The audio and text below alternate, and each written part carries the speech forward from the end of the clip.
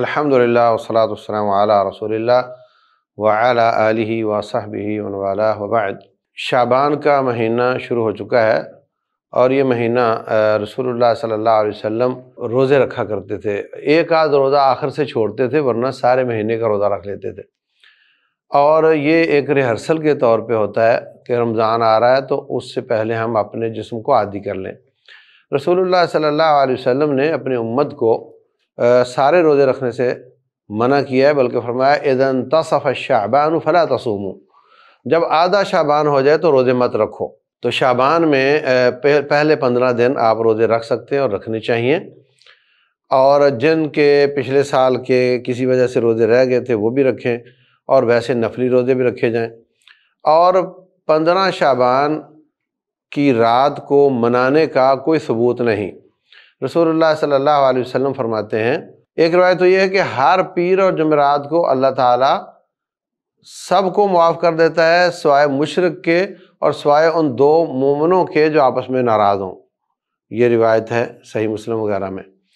اور اسی معنی کی روایت 15 شعبان کی رات کے بارے میں بھی ہے کہ اللہ تعالیٰ اس رات لوگوں کو معاف کر دیتا ہے سوائے مشرک کے اور مشاہن کے، یا جو آپس میں ناراض ہیں۔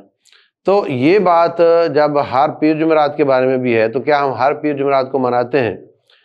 تو اس رات کو پھر کس معنی میں مناتے ہیں؟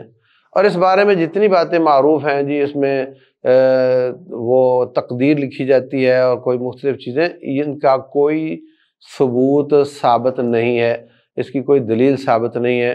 یہ رات روٹین کی رات ہے، اور اس رات میں پٹاخے وغیرہ بجانا اور یہ ہندوانہ رسمیں ہیں، اس سے ہمیں باز رہنا چاہیے اور اپنے اولادوں کو بھی باز کرنا چاہیے۔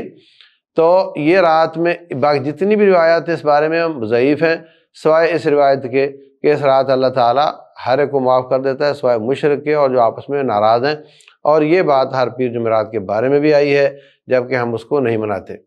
تو اس حساب سے شعبان میں کرنے کی یہی کام ہے، اور جو باقی نیکی، تقوی، قرآن کی تلاوت، ذکر اذکار، یہ تو روٹین میں ہمیں کرنے چاہیے اور اس مہینے میں بھی کرنے چاہیے۔ تو اس حساب سے ہمیں اس مہینے میں اپنے آپ کو پریپیئر کرنا چاہیے رمضان کے لیے۔ واللہ تعالی عالم۔